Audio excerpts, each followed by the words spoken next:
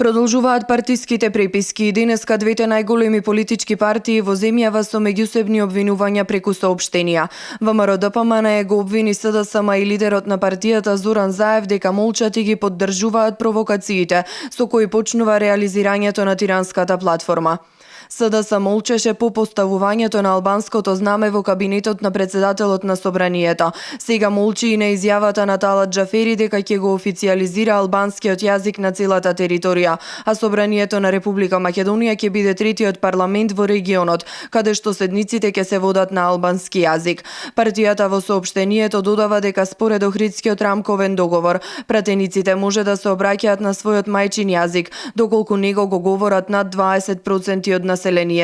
Тоа е индивидуално право, но кога се води седница, тоа е чин на позиција на председател на Собранието и во име на институцијата која што ја представува. И затоа единствен службен јазик и официјален јазик на целата територија е македонскиот јазик. Овој пат цела Македонија станува жртва на антидржавното однесување на Заев и СДС, стои во соопштението на ВМРО-ДПМН. Реакцијата на ВМРО-ДПМН следи по поставувањето на албанските знамиња во кабинетот на председателот на Собранието на Република Македонија, но и по изјавата на Талат Џафери во гостувањето на телевизија 24, каде рече дека собраниските седници ќе ги води на албански и македонски јазик.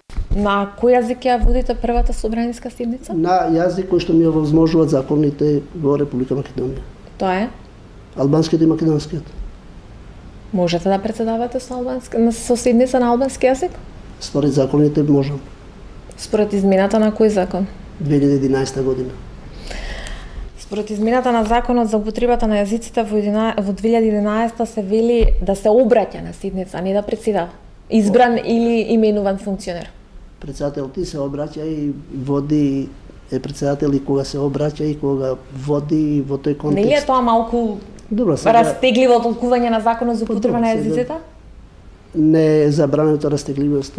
Ако во 2008 конкретно стои дека пратеник кој што нели припаѓа на заедницата која што зборува на 20. 2017 сме и компарација со 2008 председава со работно тело. Несоодветна за комисијата председава, спишува точно председава. Несоодветна е компарацијата затоа што 2017 сме на 2008 и многу нешта се променети во позитивно во однос. Не ми е само прашањето дали треба законска измена за да можете да председавате на албански јазик.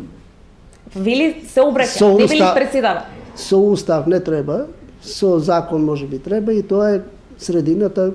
Значи треба да има законски измени. Па добро во секој случај ќе покаже времето дека треба или не треба законска измена. СДСМ на обвинувањата на ВМРО-ДПМН реагира истакнувајќи дека се реализира граѓанската волја и од во следниот период е особено важно да се овозможи мирен трансфер на власта и формирање на нова реформска влада. Од СДСМ велат дека тоа е врвен интерес на граѓаните и државата.